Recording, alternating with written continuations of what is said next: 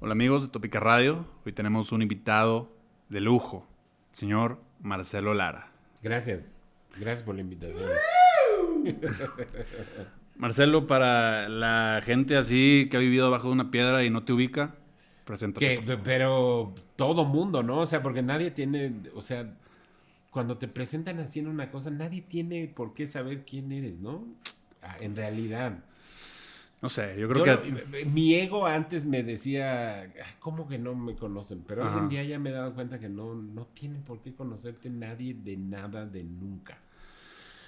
Es una manera de verlo, pero creo que a ti te pueden conocer de varias Pues me pueden vertientes. conocer de varias y me da mucho gusto que últimamente la gente me reconoce en la calle por mi más reciente actividad. Hoy en día, usted, querido podcast escucha, me puede conocer como Marcelo Lara, el que fue el gerente de Reactor 105. Me puede conocer como Marcelo Lara, el que estuvo en Discos Manicomio en 1995, del 95 al 2000. Me puede conocer como Mick Marcy, el guitarrista de Moderato, del 2001 al 2024.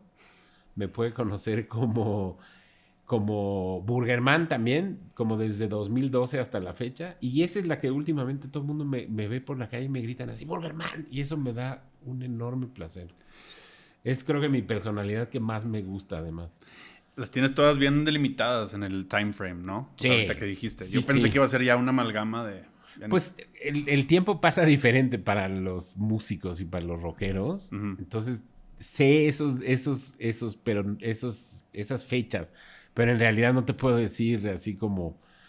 Igual y algo que para mí pasó antier, pasó hace como 15 años, ¿no? Justo, o sea, no planeo empezar así, pero lo sacaste, me nació preguntarte al principio sobre este trip de Burgerman. Ajá.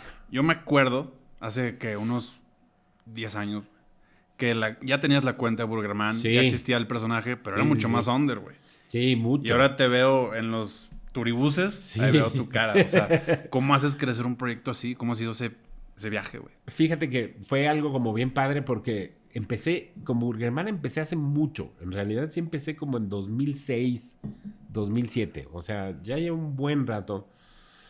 Cuando empezamos a viajar tanto con Moderato, así que empezamos a viajar y viajar y viajar y viajar y viajar y tocar. Por ejemplo, en 2005, 2006 y 2007, cada año tocamos 200 veces.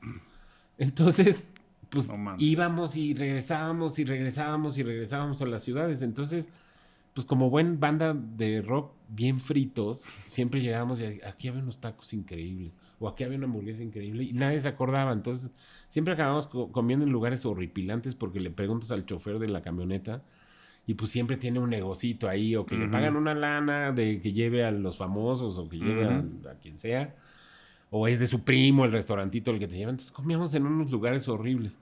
Y el Cha empezó a hacer como un blog. Abrió un blogspot que se llamaba Su Majestad el Taco, que sigue existiendo hoy en día y su cuenta de reseñas de tacos también se llama así. Ujú. Y empezó a escribir y un día llegó y me dijo, deberías hacer lo mismo para las hamburguesas, tú que comes hamburguesas a todos lados donde vamos. Le dije, sí, sí, seguro. Ajá. Y al siguiente show, 2, 3 días después llegó y me dijo, ahí está, te lo abrí, se llama Burgerman. Nada más que le puso 2 U's, entonces era Burgerman. Burgerman. Y también un blogspot. Y me dijo, ahí está el blogspot, ahí están los passwords, escribe. Y él, como es diseñador, ilustrador, me Sí. hizo el logo de Burgerman, que sigue siendo el mismo logo que tengo desde entonces. Ujú. Eso fue 2006, 2007. Te digo, como que las fechas no me las tengo muy claras. Pero fue hace un bonche de años. Y como que empecé a escribir y como que nada formal ni nada. Sí. ¿Tenías como un formato que respetabas de que no puede pasar de esta longitud o Un algo poco así? sí, quería poner así, quería hacer como cotorrón y Sí. quería hacer como, ponía mis fotos ahí. Sí, sí, sí. Y empecé a escribir y escribir, hice un chorro de reseñas así y de repente como que mi amigo Rulo, el de la radio, empezó a dirigir un periódico que se llamaba La Ciudad de Frente. Ok. Eso ya fue creo que como 2009, 2010, una cosa así. Pero hace unos 15 años. Hace un bonche también. Entonces me dijo, ¿por qué no haces una columna de hamburguesas? La Ciudad de Frente era como el LA Weekly de Ajá. la Condesa y de la Ok. Roma. Sí. Entonces era así como el periodiquillo de onda. Ujú. Entonces empecé a tener como la columna ahí, de ahí empecé a escribir en Chilango y en Más por Más, Sí. y como en periódicos así ya como de verdad. Ujú. Empecé a escribir en revistas y demás. Acabé escribiendo en Penthouse y en Playboy, lo cual pues, para Chido. mí y para mí rockero de 14 años Sí. ha de haber sido como un triunfo. Sí, bucket Y- list. Sí, sí, bucket list, total. Y un día por ahí de 2016, o sea, ya un bonche de años después, Sí. me escribieron me buscaron de una agencia de investigación de mercados. Ok. Unos brasileños que iba a entrar una marca de hamburguesas a México muy grande, no me dijeron cuál, yo siempre supuse que era Shake Shack. Ujú. Me dijeron, cada vez que buscamos algo en Google de hamburguesas en México, sales hasta arriba. No Entonces fue mames. así como, puta, es increíble, o sea, Sí. parecer una cosa orgánica y de que no. Entonces trabajé con ellos como 3 meses, hicimos esa investigación y demás, y me acabaron pagando una lana. Y una lana como bastante decente. Entonces Sí. como que con el cheque en la mano, porque todavía me dieron un cheque, me acuerdo, dije, ay, pues me podría dedicar a esto si algún día se acaba Moderato. O sea, entonces en ese momento como que empecé a hacerlo como más formal, pero todo siempre como supeditado a todas las otras cosas que hacían, ¿no? Sí. Y esto fue, el Instagram lo abrí en 2012. Sí. O sea, el Instagram también tiene ya un bonche, el de Burgerman. Y ahora que ya se acabó Moderato, pues como que se volvió una cosa en la que empecé a trabajar ya muy formalmente. Inclusive ya en la pandemia. Ujú. Con Moderato, en esos 23 años que trabajamos, nunca paramos. Ujú. Lo más que paramos fueron los 3 primeros meses de la pandemia Ujú. y una Navidad que paramos como 25 días. Pero en realidad nunca parábamos. Entonces como que no podía yo hacer como muchas otras cosas. Cuando paramos para la pandemia, me metí a unos cursos de cocina, me metí a unos cursos como para aprender aprender a expresarme mejor. Porque Ujú. si ves mis reseñas de al principio, era así como, está jugosísima, De que está está buena". deliciosa, está buena, sí, y no salía de las mismas tarugadas. Entonces como que me metí, me traté de profesionalizarme un poco y me conseguí a un socio manager, Ujú. un amigo que trabajó mucho tiempo conmigo en la estación de radio, Sí. Gabriel Cuadros, que él toda su vida trabajó en influencer marketing en agencias. Entonces le dije, por favor, sé mi manager, porque me dicen, te damos una hamburguesa y con eso me doy por servido. Entonces como que empezamos a hacerlo ya profesional y demás. Y eso fue, te digo, como en el 2020. Para no hacerte el cuento más largo, entramos a la pandemia como con 14,000 followers en Burgerman, Ujú. en Instagram, y por ahí de 2023 teníamos como 75,000. Entonces sí fue ya una cosa de, ahora sí ya Sí. tenemos que dedicarlo. Y a partir del año pasado que se acabó Moderato, pues ya como que empezaron a suceder como muchas otras cosas. Sí. Y Burgerman me ha traído como un chorro, me ha abierto la vida a otras cosas, ¿no? Sí. Algo que empezó, además, porque yo era muy malo para comer. Yo era como un niño chiquito que nunca aprendió a comer como adulto. Ok. Que no salía del club sándwich. No le muevas a los clásicos, güey. Sí, o sea. pero pues con mis compañeros íbamos así de viaje a todos lados y Sí. todo el mundo comía súper acá y yo, pues club sándwich, pescadito empanizado, Fu. hamburguesa y milanesa, ¿no? Y Sí. pastita. No salía de ahí y ahora como que se me abrió mucho la cabeza y se me abrió como un lado de la vida que no tenía como conciencia y ha estado padrísimo, ¿no? Y bueno, salí en la tele por Burgerman Sí. y como que se me abrió todo un mundo que no conocía. Ahorita quiero volver a Burgerman. Tengo un par de preguntitas ahí. Pero ahorita mencionaste un periodo muy, muy cabrón, que fue la pandemia. Sí. Y cuando dices eso, me acuerdo que el primer autoconcierto que me enteré que iba a haber era de ustedes. Era el nuestro, sí. ¿Sí? Como que nos echamos los primeros, te digo, 3 meses me acuerdo perfectamente, no íbamos a tocar en Vive Latino ese año, en 2020. Que fue el ultimito Que fue el hubo. ultimito Ajá. y fue, o sea, como que lo mantuvieron solo porque estaba vendido. Ujú. Y como que el gobierno de la ciudad negoció de, órale, se puede hacer Vive Latino, pero al día siguiente de Vive Latino se cierra todo Sí. entonces como que ya desde una semana antes como que empezaron a cancelar artistas. Entonces nosotros acabamos tocando en ese Vive Latino. No habíamos tocado en Vive Latino desde el 2005. Ok. Entonces como que siempre habíamos querido regresar y nunca se había dado. Canceló Bunbury porque ya no lo dejaron salir de España. Ok. Porque estaba cerrado todo. Sí. Entonces nos dijeron, por favor, vengan y toquen en vez de Bunbury. Sí. Aceptamos y tocamos. Y me acuerdo que cuando acabamos de tocar estábamos en el camerino con el staff y así de, bueno, pues nos vemos en 15 días, como la otra pandemia de, Sí. no me acuerdo cuántos años antes, que pasaron 15 días o 20 días y como que regresamos todos. Y Sí. me acuerdo perfecto que todos estábamos, bueno, descansen, vacaciones nunca le caen mal a nadie y pásenla chido. Y ya por ahí después del segundo mes ya estábamos todos así, pero rascándonos los ojos y el staff estaba como sufriéndola porque Claro. uno bien que mal, pues Sí. rockero no tan tonto, pues teníamos un ingreso mayor y demás, entonces Sí. yo tenía ahorros y como cosas así. Además yo siempre trabajé en otras cosas, entonces como que siempre he trabajado, he tenido como 2 vidas paralelas, pero como que a los 2 meses sí decidimos tenemos que hacer algo para reencontrar porque esto no se va a acabar nunca. Entonces Sí. se nos ocurrió lo del autoconcierto. Ustedes lo propusieron. Nosotros lo propusimos. Nos sentamos un día para chequear con el manager, con nuestro manager, con Sí. Federico Ponce, que fue el que en realidad fue el que nos dijo, ¿y por qué no hacemos esto? Sí. En vez de hacer, porque con Moderato no estaba padre hacer un concierto Virtual. online. Sí. Pues porque parte del chiste es como este calorcito del fuego y las explosiones y como el show. Entonces no iba a traducirse bien Sí. En el formato. a a verlo través en de una pantalla. computadora, ¿no? O en la Ujú. tele. Entonces como que ahí salió la idea. Ahí como que... Y nos echamos pues como 4 meses desarrollándolo y ensayándolo. Porque también fue un rollo ensayar. Sí.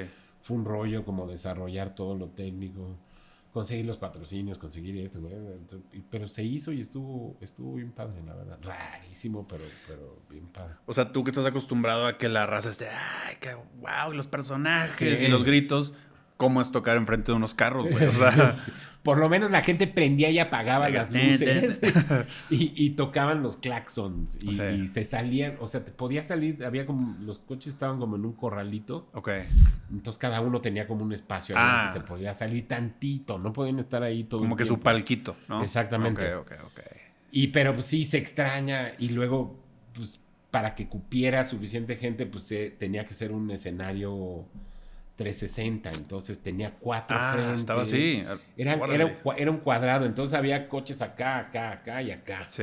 Entonces fue como un show, el show más cansado de mi vida, porque era hacer un frente para 4 Sí. veces. Entonces estar corre y prendido.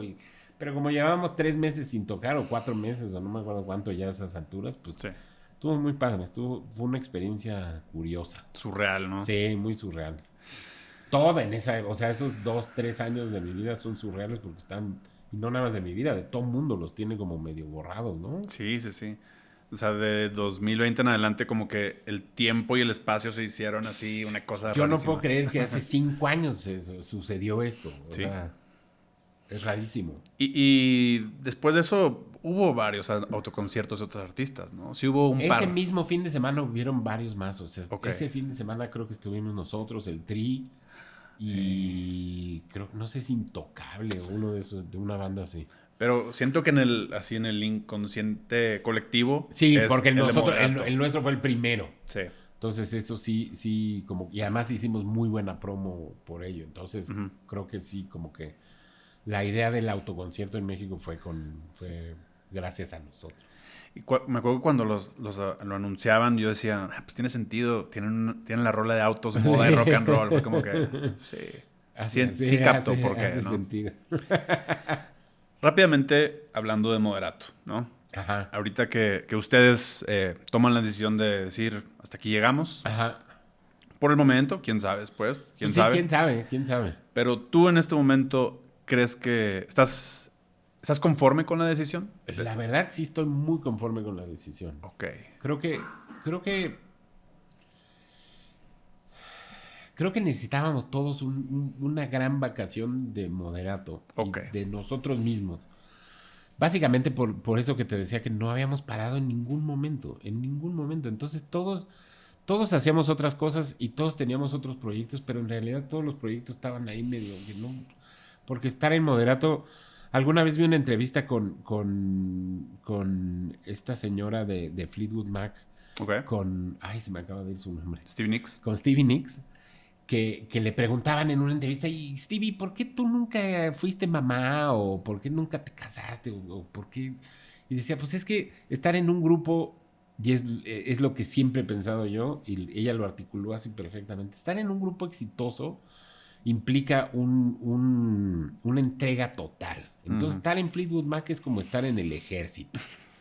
Cuando te tocan la diana en el ejército, estés donde estés semi-encuerado, estés jetón, estés malo, estés enfermo, te tocan la diana y te tienes que vestir y ahí estás y estás.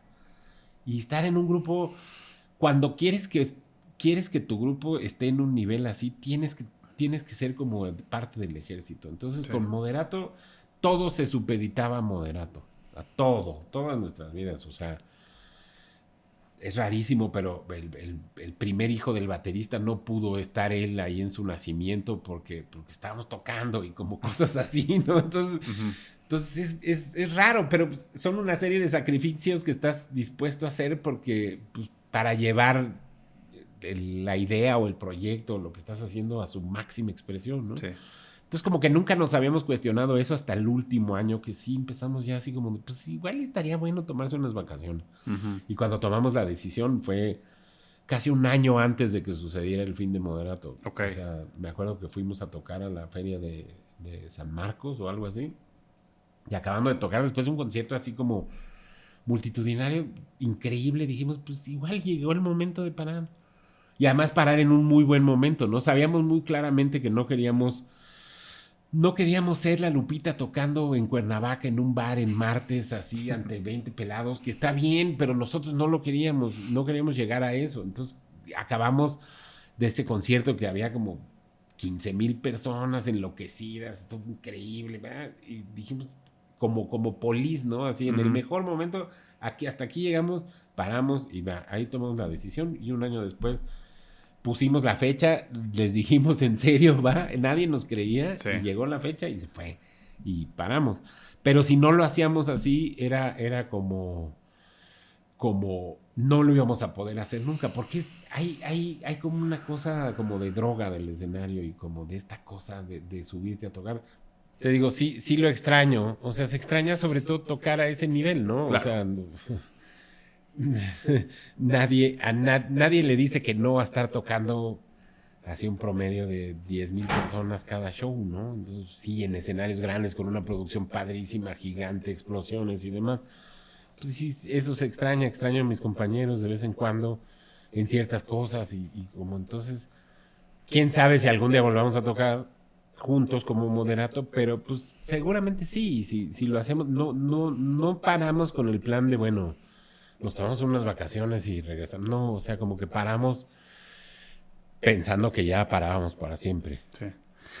¿Alguna vez pensaron en este statement de como continuar, pero como Kiss, de que se quitaron el maquillaje? Totalmente. Hemos buscado todas las opciones. Y hasta las opciones así de tener dobles y de usar otras personas. Y... A la Sgt. Pepper's. Exacto, sí. O sea, mira, tocamos esa vez que te digo que le abrimos a Kiss fue en 2005. No, en octubre de 2004, ni siquiera hace 21 años. Ese día íbamos a conocerlos y no los conocimos. No nos dejaron entrar al camerino. Estuvieron con que sí, con que no, y luego nos dijeron, pueden verlos pasar desde la puerta de su camerino, verlos caminando hacia el show, hacia el escenario. Y luego me cayó el 20 y nos cayó el 20 a varios, al Chay, a Iñaki y a mí, así como de, claro, es que no vienen todos. Solo estamos completamente seguros que no venía Gene. Okay. O sea, que era como un doble. Sí. Porque básicamente hacen playback en el show. Sí. Y el único que sí habla y está ahí es Paul. Y bueno, el baterista y el guitarrista nuevos, pues todo el mundo los conocemos sin maquillaje, entonces sabemos que no son.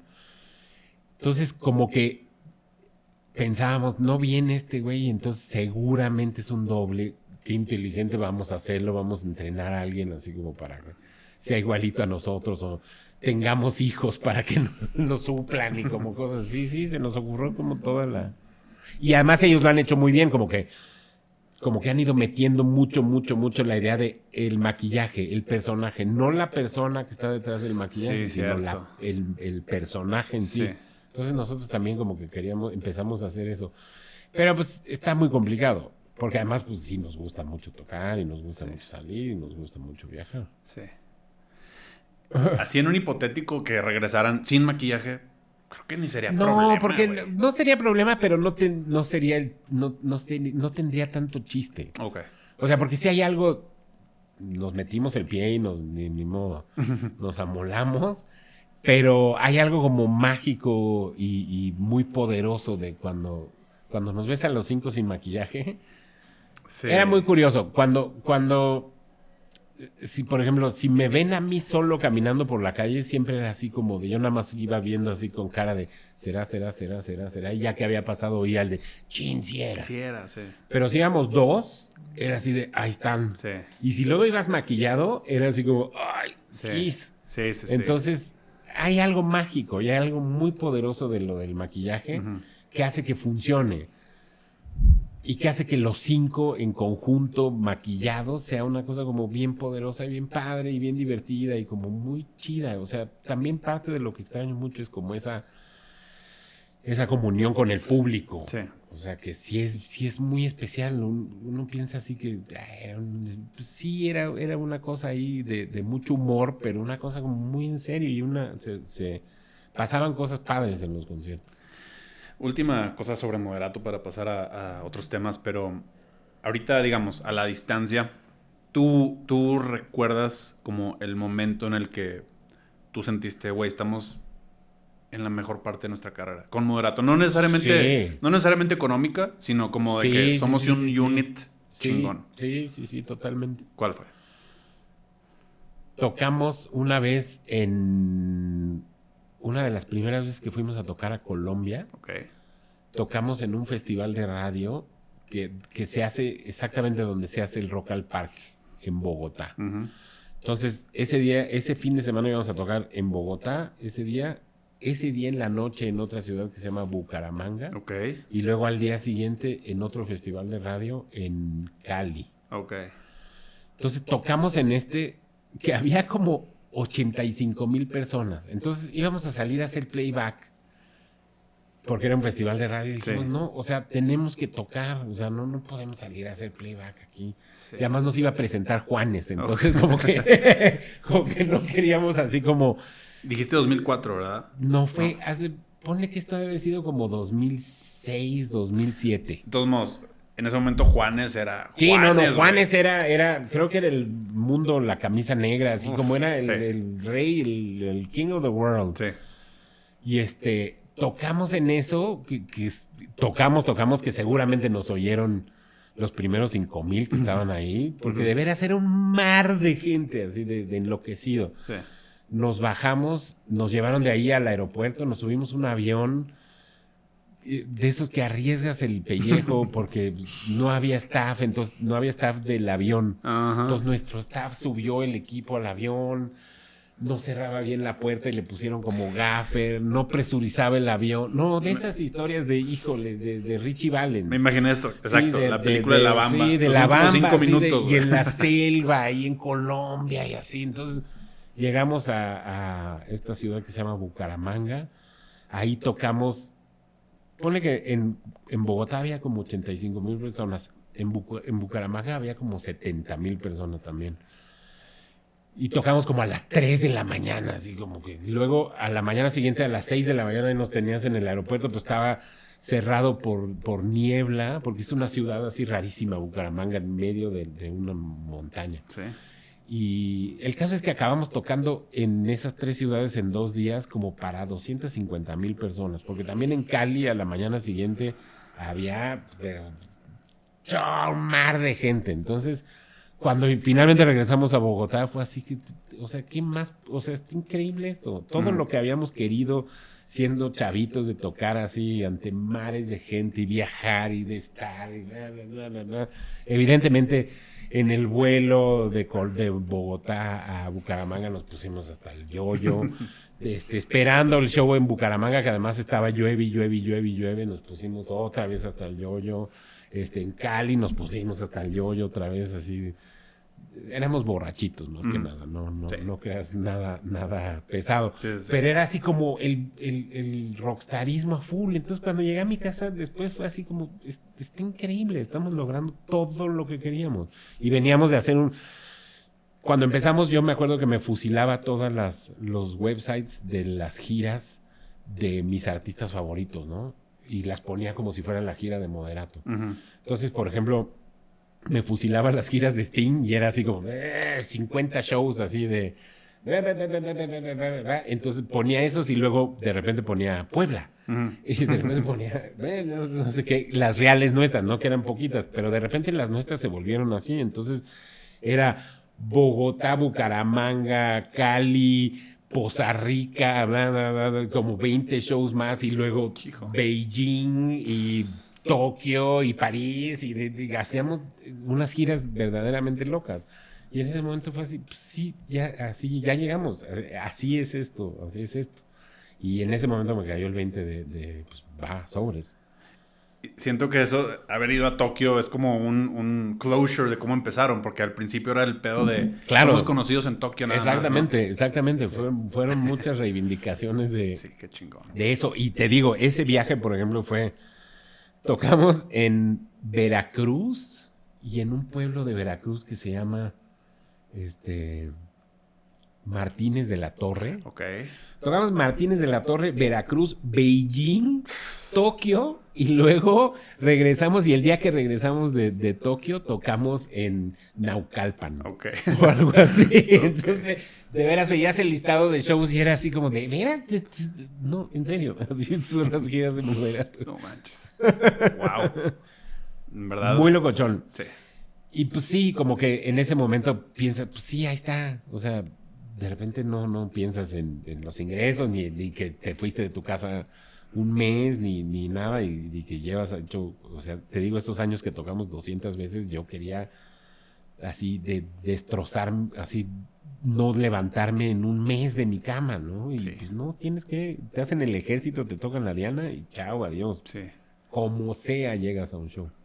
Sí, o sea, ese ejemplo que das de estás en el ejército es perfecto. Sí. Yo toqué con 40 de calentura, en ese viaje de Bogotá, yo llegué con calentura a Bogotá, entonces, pero llegué como con 41 de temperatura, tuve que subir un güey ahí de una farmacia en Bogotá a inyectarme una cosa, híjole, que en mis 5 sentidos, no hubiera hecho normalmente así como, pero pues no había de otra, el show tiene que salir porque tiene que salir y sí. Lo haces, ¿no? Sí, o sea, si te están llevando hasta allá, pues, el show tiene que estar, güey, ¿no? Sí. Entonces sí, pero pues tiene también como su encanto. Y esa fue como ese viaje fue una gran reivindicación de que estamos en buen camino. Sí. Nadie me cree, por ejemplo, que la canción con Belinda fue nuestra idea. Ok. O sea, en algún momento dijimos, pues, si vamos a hacerlo, lo vamos a hacer bien y lo vamos a hacer, le vamos a entrar y vamos a hacer todo y queremos hacer una canción con Belinda.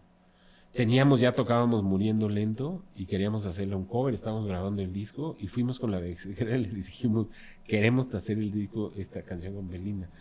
Evidentemente el AR nos dijo, ay, pinches viejos calientes. Sí, pero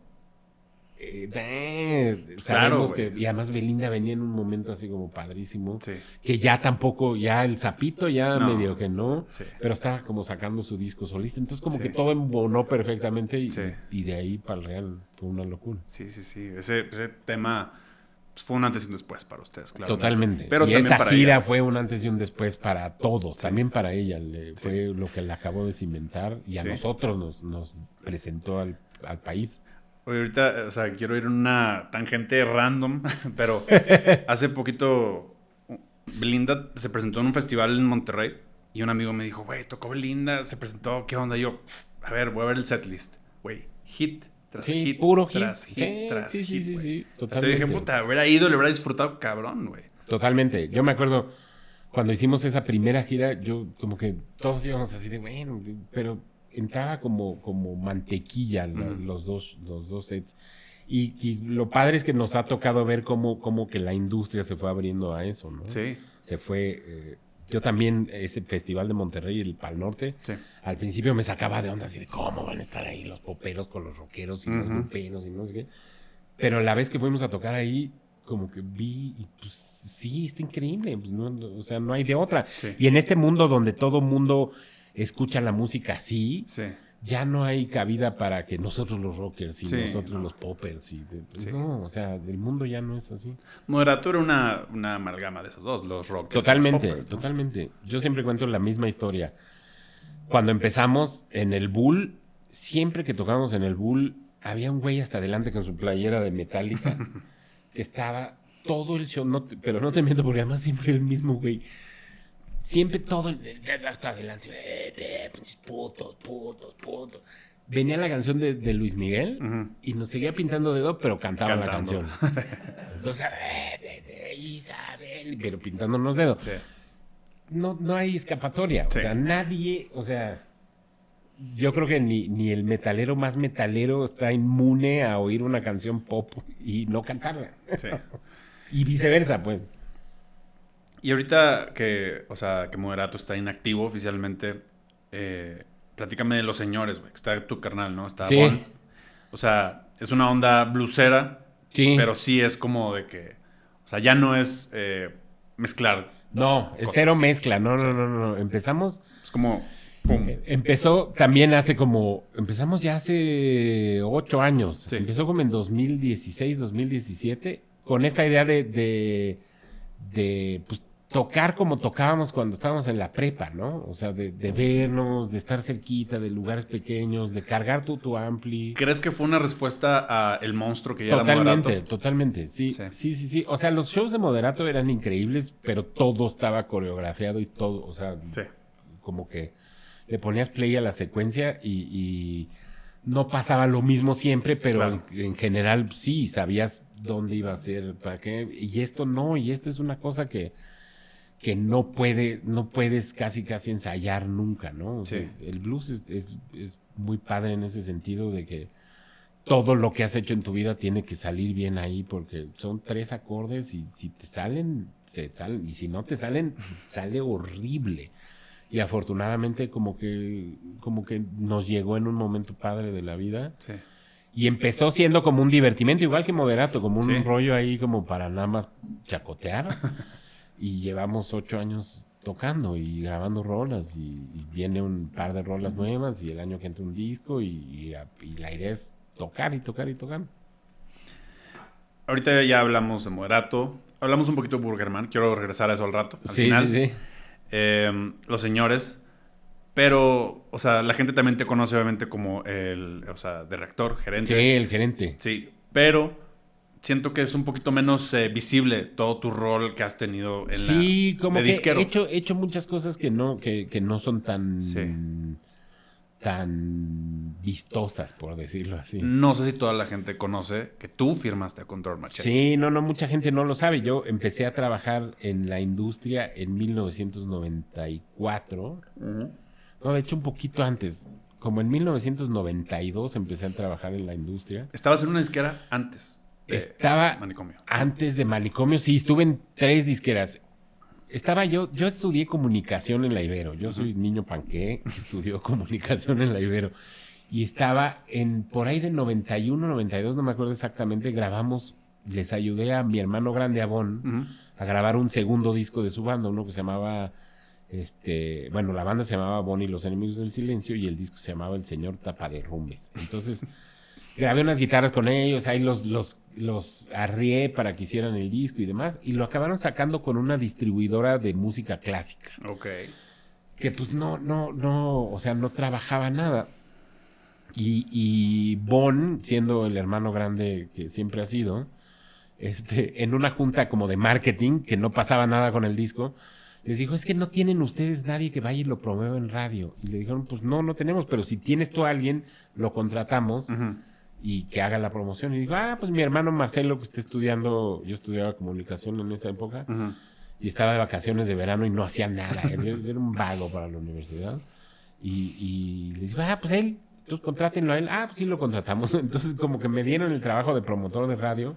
En ese mismo momento, mi hermano Camilo había entrado a trabajar también como promotor de radio en EMI Music. Okay. Él venía a trabajar en Radioactivo y varias, y hasta de mesero. Sí. Y acabó trabajando como promotor de radio en EMI. Entonces él como que me enseñó showed me the ropes. Sí. O sea, como que me enseñó cómo se hacía el trabajo de promoción de radio, ¿no? Entonces, pues, ahí hice mi labor de promotor con el disco de Bon y demás. Y un día me hablaron de Culebra, de discos Culebra, de BMG. Sí, BMG. Y me dijeron, oye, ya vi que estás trabajando ahí lo de Bon y ¿no te gustaría trabajar radio para nosotros? Entonces dije, ¿cuánto me pagas? Me pagaban como el doble de lo que me pagaban en esta compañía chiquita. Y dije, pues sí, Bon, chao, bye. Ya no se puede hacer más nada, chao. Empecé a trabajar ahí, estuve como 6-8 meses ahí. Me hablaron de Sony Music y me dijeron, ¿te gustaría trabajar en la compañía más grande del mundo? Y dije, sí, ¿cuánto me pagas? Como el doble, perfecto, ahí estoy. Entonces empecé a trabajar, así estuve trabajando en BMG y en Sony como en un año, trabajé en las tres, hasta que en Sony empecé como a entrar, dejar la promoción de radio y me empecé a dedicar como más a IR. En Sony empezamos un proyecto que fue como prueba y error de lo que luego fue en Manicomio. Ok. Entonces, ya ahí conocí a Robbie Lehr, que fue mi socio por muchos años, y él y yo trabajamos en Sony, hicimos un sello que ya ni me acuerdo cómo se llamaba. ¿En Sony todavía? En Sony. Ok. Y firmamos a 2 artistas, firmamos a un grupo que se llama La Dosis. Ok, sí. Con esta chava Sara Valenzuela y con Richie Arrola, que luego fue el bajista de Belanova. Ok, sí. Firmé a ellos y a otra banda que se llamaba La Dosis. Ok. Entonces, ya íbamos a sacar los discos y me corrieron a mí por grillas internas. Y me fui a Polygram a trabajar prensa en Polygram mientras Robbie renunciaba y se iba a Polygram porque en Polygram había llegado un señor brasileño como director que habíamos conocido en Sony. Entonces, no sé cómo Robbie lo convenció de que nos dieran un sello. Y nos dieron un sello en 1994-95. Marco Bici. Marco Bici. Sí.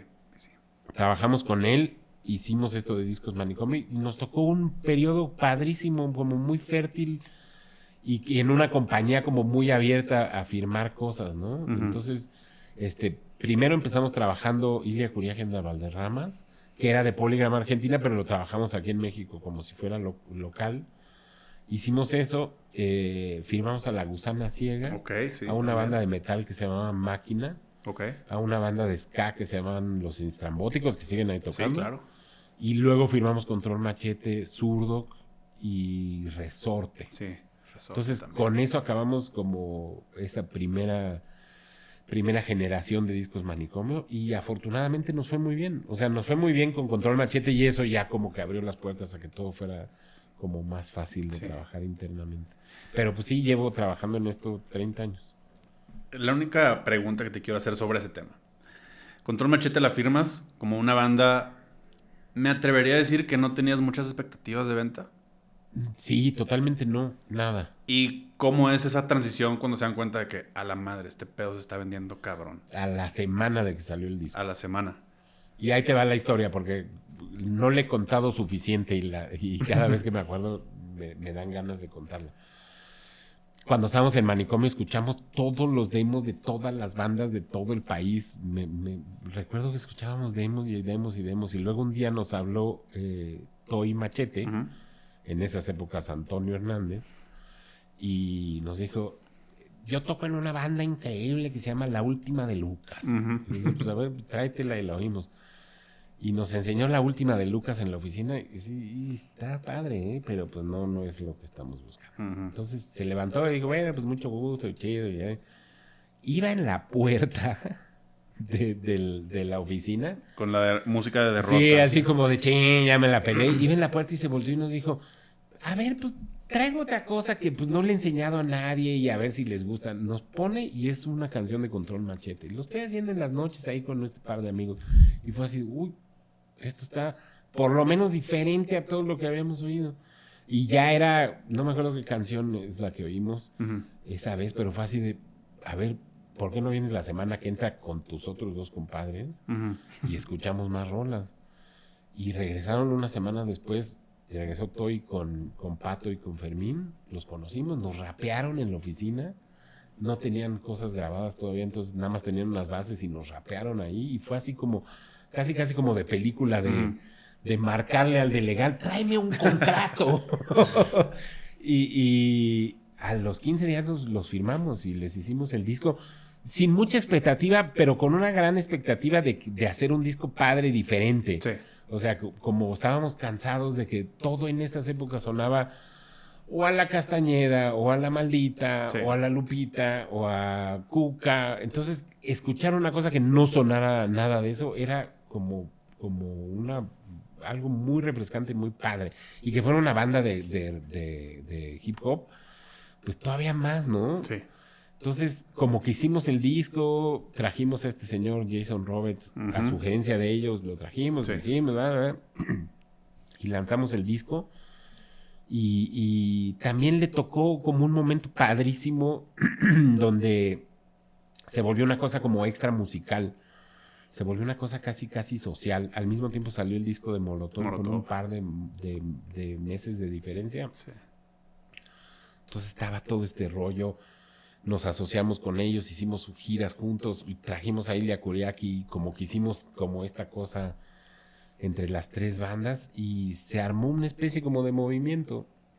Y fue un momento como bien bonito. Y a la semana, me acuerdo perfectamente, a la semana de que salió el disco, hicimos una firma de autógrafos en el mix-up de Plaza Loreto. Ok. Además, en el de Plaza Loreto, que dijimos, bueno, pues está fresón, entonces no va a llegar mucha gente, entonces está chido, así se prepararon mentalmente. Nos preparamos mentalmente y además protegiendo así para grabar cosas, pero que no se viera muy vacío, porque en una tienda así. Llegaron como 5,000 personas. Entonces había filas y filas y filas y filas, y fue una cosa de, tenemos esto, y ahí vamos detrás. Todo el marketing siempre fue detrás de lo que estaba pasando. Fue un momento bien padre de aprender sobre la marcha. Sí. Wow.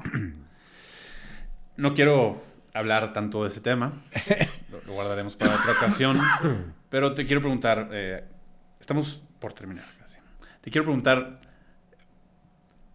tus dos hermanos y tú son gente de éxito en esta industria que es tan competida y tan culera y difícil. Sí, es raro, sí. Sí, o sea, ¿qué explicación le encuentras? Camilo Lara, tu hermano, Bon y tú. Sí, los tres como que hemos tenido... Yo lo del éxito lo mido más en términos no de ceros en la cuenta, ni de ceros de streams y discos vendidos. Followers, sino para mí somos los tres muy exitosos porque los tres nos podemos dedicar a esto exclusivamente. O sea, yo en realidad no tendría por qué tener un trabajo de oficina. Lo he hecho más bien como por necio y porque sé que si nada más me dedicara a ser rock and rollero y músico, estaría muerto de drogas o algo ahí. Sí. Pero yo mido en la posibilidad del éxito en eso, ¿no? En que los tres nos hemos podido dedicar a lo que quisimos, sin ninguna restricción y además hacer una vida digna de ello, ¿no? Entonces, en ese sentido sí creo que los tres hemos sido como muy, muy exitosos, cada quien en su humilde nicho, pero sí, quién sabe de dónde viene, porque además todo el mundo me pregunta, ¿seguro tu papá trabaja en...? No, mi papá y mi mamá son abogados, doctores en derecho los dos. Órale. Y salieron 3 hijos investigadores rockeros. de la UNAM y salieron... ¿Cuál es la receta? Que eran hippies y nos ponían música cuando éramos chavillos. Definitivamente. Entonces, simple y sencillamente eso. Una vez vi un comentario así de YouTube en un video de alguien de que, son nietos de Agustín Lara. Güey. Ojalá tuviéramos esa vena. Sí. No, ni siquiera. O sea, lo más cercano que tuvimos es que alguna tía bisabuela, una cosa así, tía abuela, una cosa así, cantaba jingles en la W en los 40s y en los 50s. Sí. Y algún pariente por ahí grabó un par de discos tocando la armónica. Pero eso es lo más cercano que teníamos como a la industria. Para desmitificar, ¿no? Sí, para desmitificar que no necesitas un... O sea, lo que hemos hecho es básicamente trabajar y buscarle por todos lados. Los 3 hemos trabajado en diferentes áreas de la música. Quizá Bon es el único que ha sido músico nada más. Y Camilo y yo sí hemos sido ejecutivo músico. Sí. Camilo fue director de EMI Music México. Sí. Estuvo 1000 años en la industria. Y no nada más es el señor del Instituto Mexicano del Sonido. Sí, o sea, ha sido también como ejecutivo de eso. Claro. Para cerrar, quiero cerrar en un tono... así divertido. Te quiero preguntar sobre Burgerman. Ajá. Yo soy más... O sea, me encantan las burgers, pero creo que soy más de pizza, güey. Ajá. Y ya sabes cómo es la raza que dice... Puta, ¿cómo le pones piña a la pizza? Que dicen que no va. Sí. En las burgers hay algo similar. O sea, hay un ingrediente que tú digas... Esto no puede ir en una hamburguesa, güey. Yo digo que la piña. Ok. También. Pero tus compañeros de ciudad, los regios, parece que les gusta mucho porque en Monterrey hay como 5 o 6 muy famosas que tienen piña. Sí. Y muy legendarias y como muy de mi hamburguesa de barrio tiene piña. Yo lo que digo es que la hamburguesa en realidad no hay nada que no pueda tener. No tiene limitantes. No tiene limitantes. Yo al contrario, creo que las hamburguesas hoy en día se pueden hacer con lo que sea. Yo tengo como 3 o 4 grandes directrices que trato de desmitificar de la hamburguesa. Uh-huh. La primera es que no tiene que ser, una hamburguesa para ser buena no tiene que ser monstruosa. Ok, sí. Que todo el mundo piensa así, está buenísima porque... Mientras más choncha. Sí, no te tienes que dislocar la mandíbula para podértela comer. O sea, puede ser carne, pan y queso y ser una joya. Sí. Eso, no todas las hamburguesas son del área de fast food de un centro comercial. Uh-huh. O sea, la hamburguesa hoy en día está hasta en el Pied du Cochon o en La Palma o en el restaurante más fifí que se te ocurra. Sí. Hay una burger. Y la tercera es como que no todas las hamburguesas son al carbón. O sea, no al carbón significa bien, no al carbón mal. Al contrario, yo como que entre menos al carbón haya, mejor. Sí. Y por último,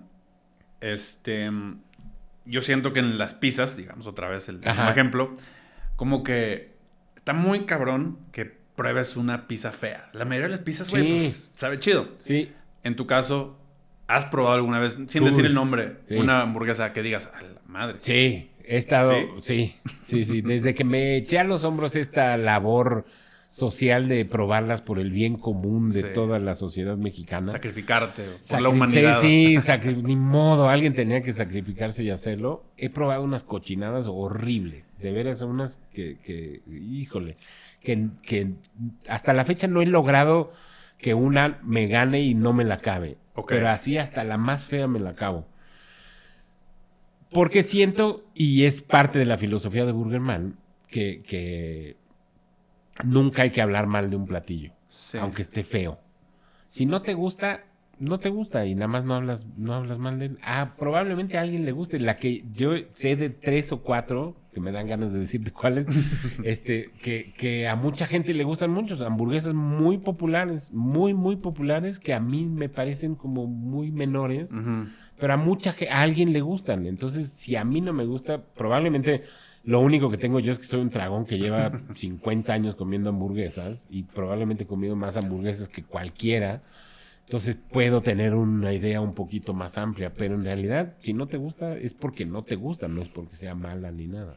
Está chido lo que dices de no hablo mal de ella, o sea, me la acabo. No, es como no, respetar sí, la obra. exactamente, del artista, ¿no? sí, Te no, puede no. no latir, pero... Y mira, yo leía mucho cuando iba a Los Ángeles a este periódico que se llama LA Weekly, que era como de cultura y demás. Había un señor que se llama Jonathan Gold, Ok. que hacía las reseñas de comida y era un hombre poderosísimo porque el LA Weekly, bueno, Los Ángeles es una de las grandes mecas de cocina y de comida en el mundo, y este señor era el que hacía las reseñas ahí. Entonces él decía que lo que le gustaba al reseñar era compartir la dicha de comer algo padre. Sí. Entonces sabía el poder de su pluma, sabía que si decías una cochinada no iba a ir nadie nunca a comer en un restaurante. Y está esta idea de que, te digo, de que a alguien le puede gustar. Y además está otra idea de que poner un restaurante es una cosa muy complicada, muy dura, muy difícil. Entonces no todos los restaurantes pueden o tienen que ser tan afortunados de que a todos le gusten a todo mundo, ¿no? Sí. Pero él sabía que si ponía una reseña era hablar positivo de un lugar que le iba a ir muy bien. Entonces como que él se echó la responsabilidad. No hablo mal de ninguna, solo hablo de las que yo quiero que todo mundo conozca. Sí. Y eso me gustó como esa filosofía. Sí. Y eso es lo que he estado tratando de... Yo sé que el internet de repente quiere sangre. Sí. Y a las cuentas que buscan sangre y hablan, es una cochinada, les va muy bien. Y probablemente tengan 10 veces más seguidores que yo. Pero a mí soy muy culposo además, entonces no me quiero sentir con la culpa de hacer que quiebre un lugar. Sí, no. Y no me siento yo con la responsabilidad ni con la calificación de poder decir no vayas a un restaurante. Sí. Yo te digo a los que yo pienso que Sí. te pueden gustar. Sí. No, y lo que describes es tan esencial como de que, güey, me voy a enfocar en lo positivo. Exactamente, O sea, nada más. Además el mundo ya está lleno de puras cochinadas, Sí. mala onda, como para además llegar y tirarle más mala onda Sí, claro. a la vida. Última cosa. Si viniera tu rockero favorito, güey, a Ciudad de México, ¿a qué burgers lo llevas? Uy. Lo llevaría al Turibús de Burgerman. Ahí. Porque ahí probamos 3 de mis hamburguesas favoritas Puta. y muy diferentes. Y unas como muy americanas y unas como muy mexas y unas como hay mitad y mitad. Entonces creo que esa es una buena... Además de que presumirle a alguien que tienes un camión con tu jeta Está dando vueltas cañón. por la ciudad es increíble. Güey, cada vez que paso por Reforma, ahí están. Sí. Ahí están, güey. Ahí está. No, pues, Marcelo, muchísimas gracias por darte el tiempo. Al de contrario, venir con gracias a ustedes. Esperamos que te mejores pronto de la gripa que traes. Gracias. Y que vuelvas pronto. Sí, seguro. Nos vemos a la siguiente. Muchas gracias.